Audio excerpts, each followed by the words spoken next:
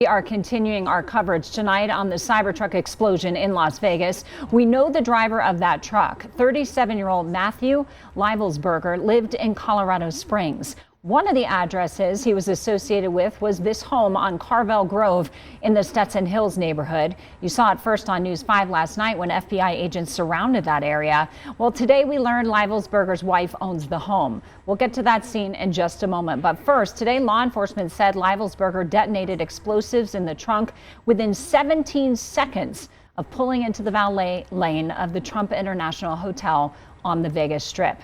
They say the trunk was filled with fireworks, mortars, and fuel to increase the intensity of the blast. They want to get video of the interior of the truck before the explosion.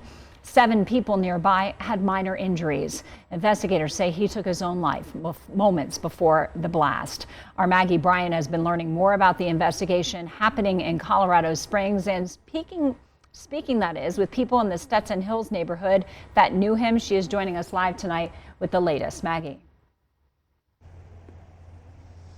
Diane, a lot of the neighbors we spoke to are in shock, as you can imagine. They say they never thought the explosion they saw on the national news would have any tie to Colorado Springs, let alone their own neighborhood. Now, the townhome behind me, the second one from the corner, may be a little difficult to see in the dark, but that's where FBI agents were seen going in and out of last night and this morning. Neighbors tell us Matthew Livelsberger lived there, and we spent the day talking with several neighbors to try to get a better understanding of who he was. It's one of those things where you find it hard to believe. A normal and young couple. They just live an ordinary life with their newborn. That's how neighbors describe the family they say lives in this Stetson Hills home. I would let my dog out and he would be walking out with his dog. But the 2-story townhome that blended into the background of their neighborhood strolls. I walk by like 4 times a day, walking my dog. Is now part of an FBI investigation. I was just very shocked. Federal agents say the home is connected to the driver of the Cybertruck that exploded in Las Vegas on New Year's Day. Police confirmed 37-year-old Matthew Livelsberger shot himself inside the vehicle just moments before the explosion caused by fireworks and fuel. We have just met each other in crossing at HOA meetings, and I've seen him walking the dog, taking the trash out.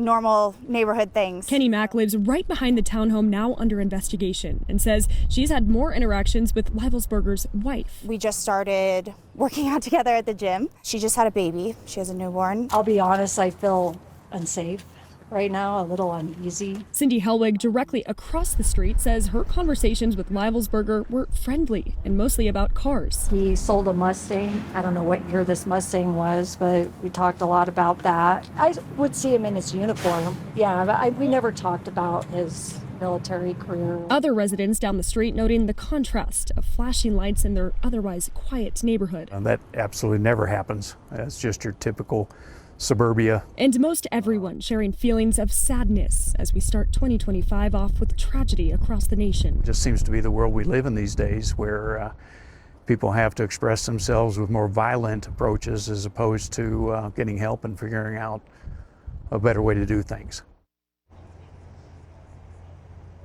Now, none of the neighbors we spoke to ever saw any Cybertruck in this neighborhood or near this townhome, and we're still working to find out if law enforcement found anything inside this home or whether they were executing any kind of search warrants. The FBI's Denver field office says it's not releasing any more information, but if that changes, we will let you know. In Colorado Springs, I'm Maggie Bryan, News 5. Maggie, thank you. Also new today, we are learning what Livelsberger was doing in Colorado in the days before the bombing. News 5 senior reporter Megan Cloherty has the latest on the timeline investigators are sharing. Megan. Well, Diane, investigators aren't only sharing the route that Livelsberger took from Colorado to Nevada, they're also sharing some activity ahead of the New Year's Day explosion. It's unclear how long he was planning this, but investigators say his traceable actions only began a few days before the explosion in Las Vegas. They say on December 28th, Livelsberger rented the Cybertruck in Denver using Turo.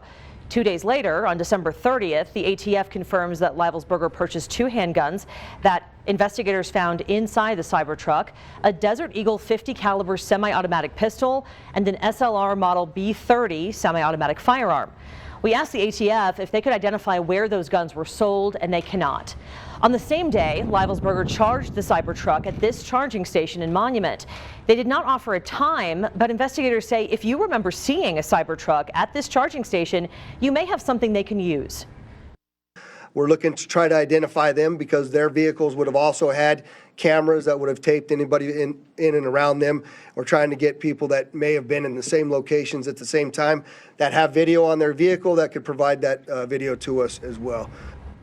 Now back to our timeline, investigators say that Livelsberger left Colorado the same day, charging again in Trinidad before traveling through New Mexico and Arizona on New Year's Eve.